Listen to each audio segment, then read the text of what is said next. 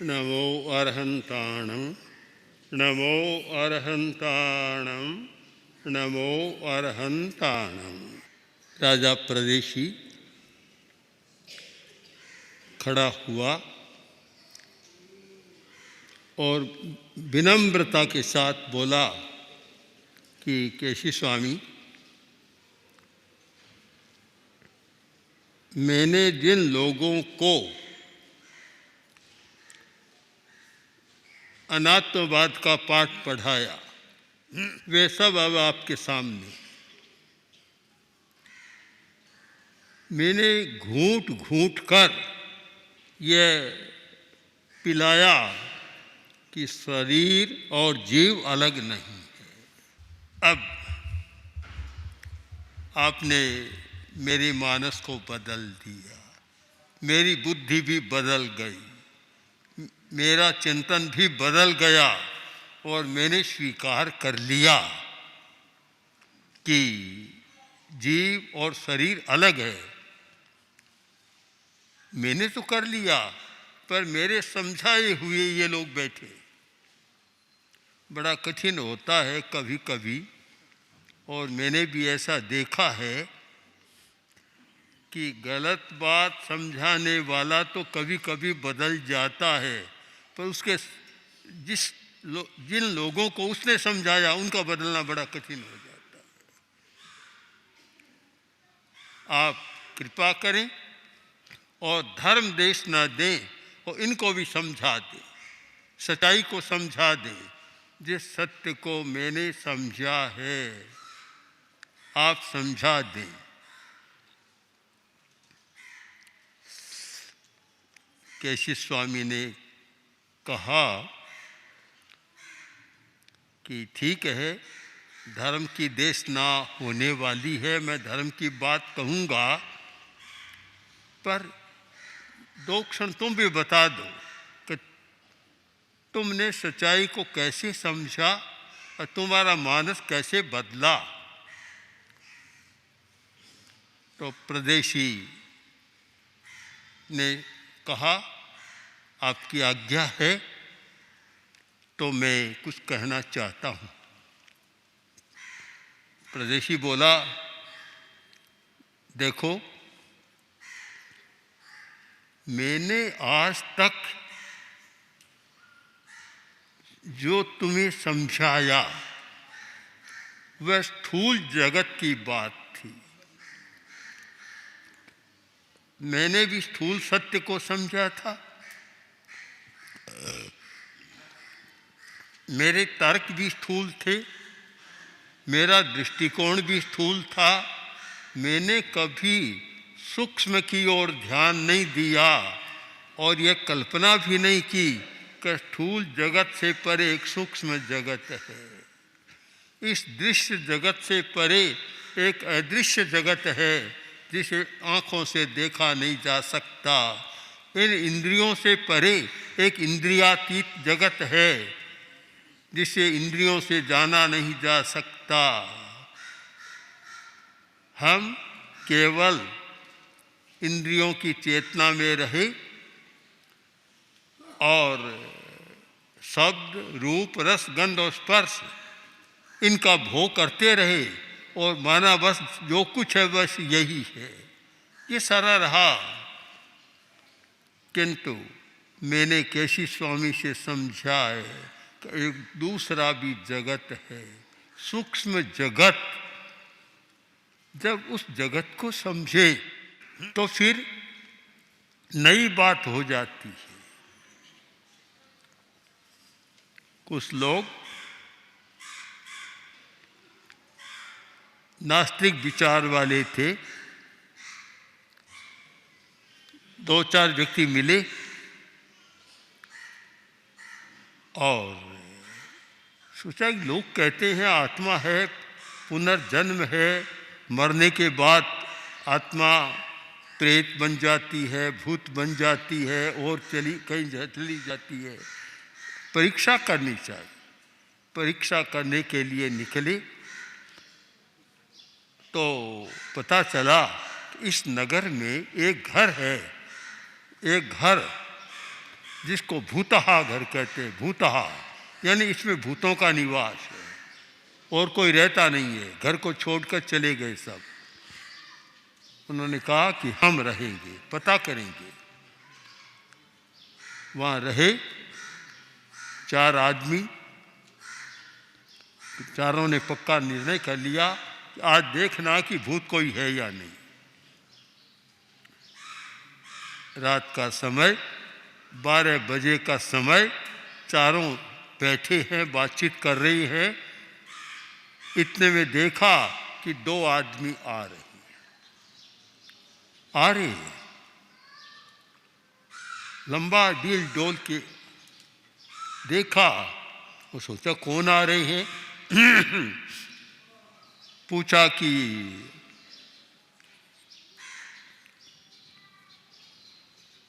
भाई कहाँ से आ रहे हो? बोले यहीं से। कि हमने सुना है कि यहाँ भूत रहते हैं, आपको पता है?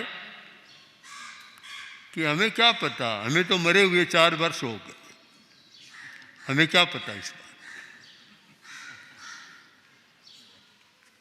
भूत मिल गए। कुछ लोग ऐसे प्रयोग करते हैं। एक आदमी जा रहा था और कब्रिस्तान, श्मशान, उधर से निकला तो देखा कि एक व्यक्ति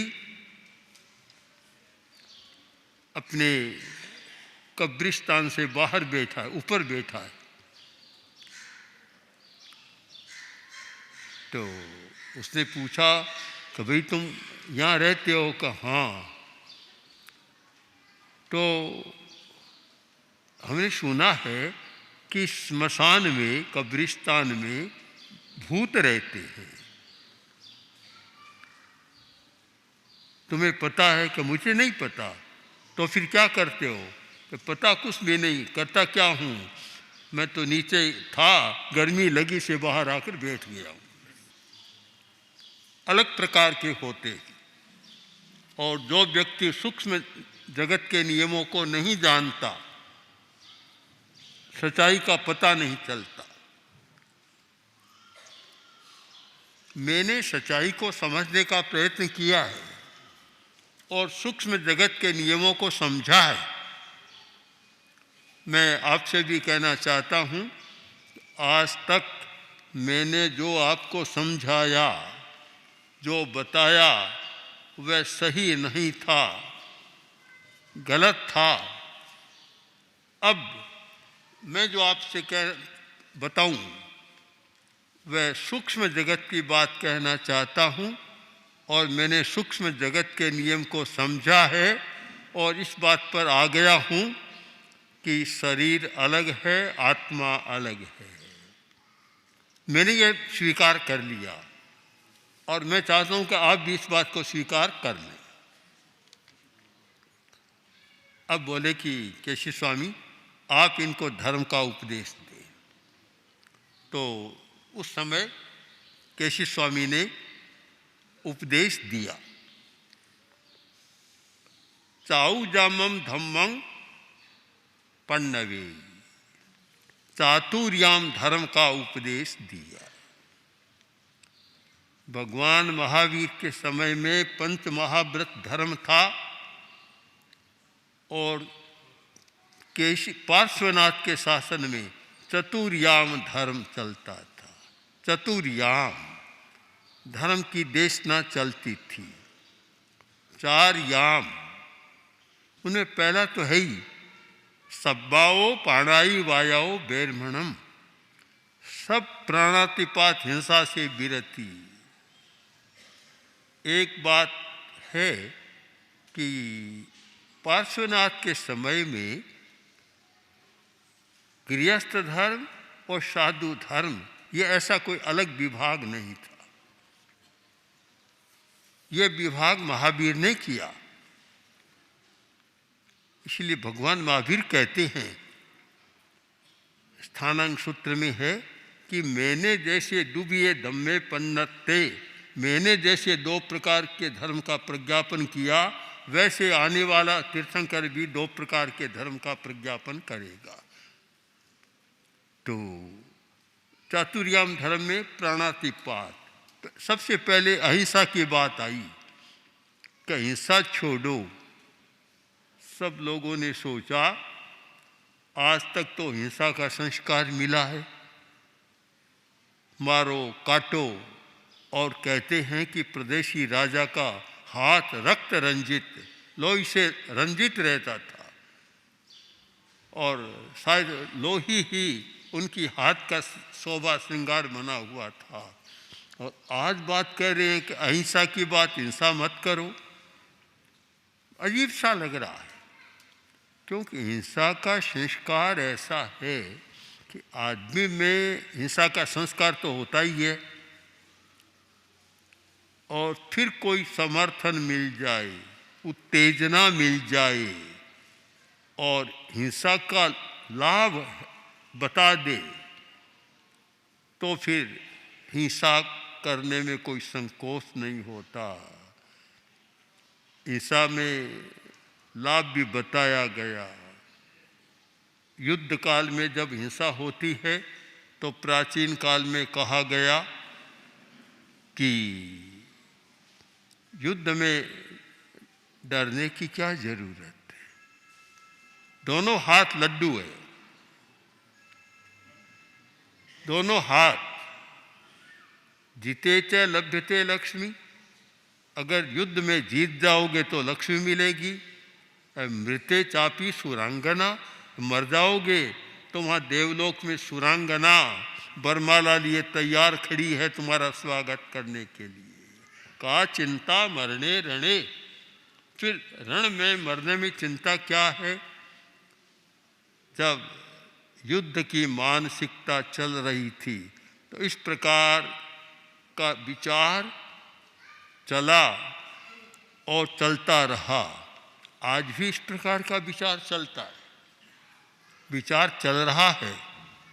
आज भी बहुत सारे लोग जो हिंसा में आते हैं, आतंक फैलाते हैं, शायद ऐसा ही पाठ पढ़ाया जाता होगा कि मर जाओ तो चिंता की बात नहीं, अगर सफल हो गए तो तुम्हारी यशोगाथा गाई जाएगी, और मर जाओगे तो आगे भगवान तुम्हारे स्वागत के लिए तैयार है, भगवान तुम्हें वह स्थान देगा, अपने स्थान पर बिठा देगा। आज भी यह पाठ पढ़ाया जाता है, क्योंकि बिना आकर्षण के कोई हिंसा नहीं करता।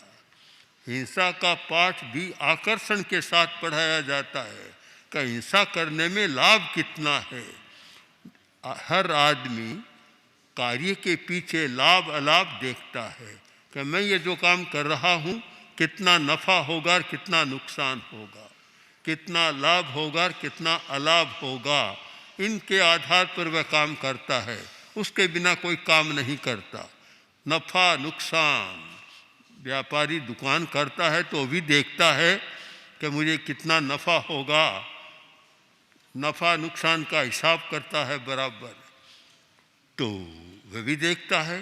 हिंसा में लाभ बतलाए गए कि देखो हिंसा करने में, मारने में, हत्या करने में और आतंक फैलाने में कितना लाभ है। और हिंसा करने में सुपारी दी जाती है इसलिए कि एक सुपारी मिली और एक आदमी को मार दो, एक सुपारी का 1 लाख रुपया मिल जाता है, तो तभी करता है। बहुत सारी हिंसा प्रलोभन के साथ चलती है। एक प्रलोभन है और प्रलोभन के साथ हिंसा चलती है। या मन में कोई आकांक्षा जाग जाती है, बड़प्पन की भावना, प्रसिद्धि की भावना, तो हिंसा चलती है। एक युवक ने यूनिवर्सिटी के गुंबद पर खड़े होकर और 10-20 लोगों को मार दिया। पकड़ा गया। जब न्यायालय में पूछा गया कि तूने क्यों मारा, तो बोला कि मैंने ये टीवी में देखा था कि जो हिंसा करता है हत्या करता है वह एक दिन में प्रसिद्ध हो जाता है, समाचार पत्रों की सुर्खियों में आ जाता है और टीवी में एकदम प्रसिद्ध हो जाता है। तो मेरे मन में भी प्रसिद्धि की भावना जागी, एक दिन मैं प्रसिद्ध हो जाऊं और मैंने हत्या कर दी। तो हिंसा के कारण होते हैं। हिंसा को छोड़ना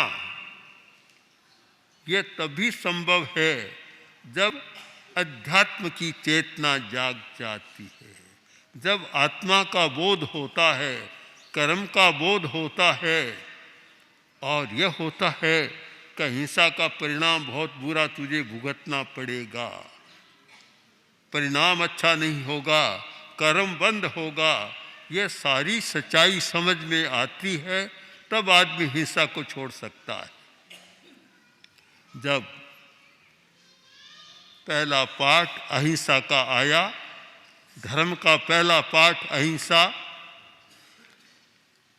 तो उन लोगों को अचंभा हुआ कि भला प्रदेशी के सामने अहिंसा की बात, जो हिंसा के लिए आज तक प्रसिद्ध रहा, जिसका नाम बिक रहा है, जिसकी ख्याति बिक रही है और हिंसा में पहले नंबर का आदमी है दुनिया में, और उसने अहिंसा धर्म को स्वीकार कर लिया। लोग सुन तो रहे हैं पर अभी भी दिमाग में बात नहीं बैठ रही है, क्या ये संभव है, क्या ऐसा हुआ है सचमुच, कोई दिवा स्वप्न है या सचमुच ऐसा हुआ है कि प्रदेशी बदल गया, हिंसा का संस्कार छूट गया और उसने अहिंसा धर्म को स्वीकार कर लिया। क्या है, पर सच्चाई को झुठला भी नहीं सकते जब सामने है। प्रदेशी स्वयं कह रहा है कि मैं बदल गया हूँ और मैंने हिंसा को अब छोड़ने का संकल्प कर लिया कि अब मैं हत्या नहीं करूँगा, अब मैं हिंसा के मार्ग पर नहीं जाऊँगा, मैंने हिंसा के परिणामों को समझ लिया है। और जो व्यक्ति आत्मा को समझ लेता है वह हिंसा में फिर नहीं जा सकता। हिंसा में तभी जाता है तक वह आत्मा को नहीं समझता है। मैंने समझ लिया, मैं नहीं जाऊंगा। अब केशव स्वामी अहिंसा की बात, धर्म का उपदेश दे रही हैं, सत्य का उपदेश दिया, अचौर्य का उपदेश दिया और परिग्रह, सब बातों परिग्रहातो, कहीं पाठ है सब्बाओ वही दाधानो, राय पशेन ये बता रहा सब बातों परिग्रहातो, यह उपदेश दिया, सब उपदेश दिया, सुना। अब पता नहीं औरों ने कितना स्वीकार किया। प्रदेशी ने उस चतुर्याम धर्म को स्वीकार कर लिया, परिषद ने भी स्वीकार किया, मन बदल गया। जब प्रदेशी बदल गया उसे देख के दूसरों के मन भी बदल गए। धर्म कथा समाप्त।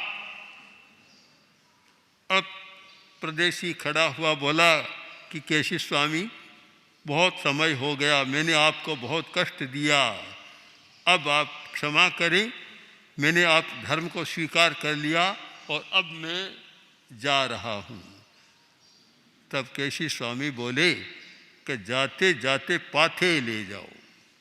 पाथे भत्ता, खेत में जाते हैं भाता, भाता ले जाते हैं।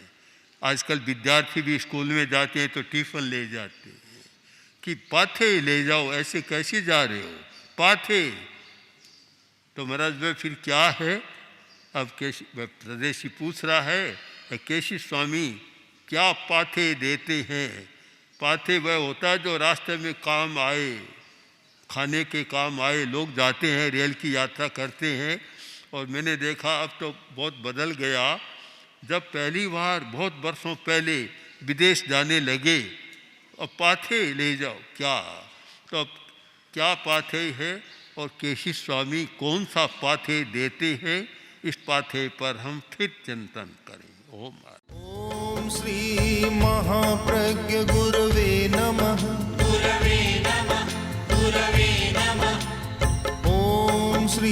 महाप्रज्ञ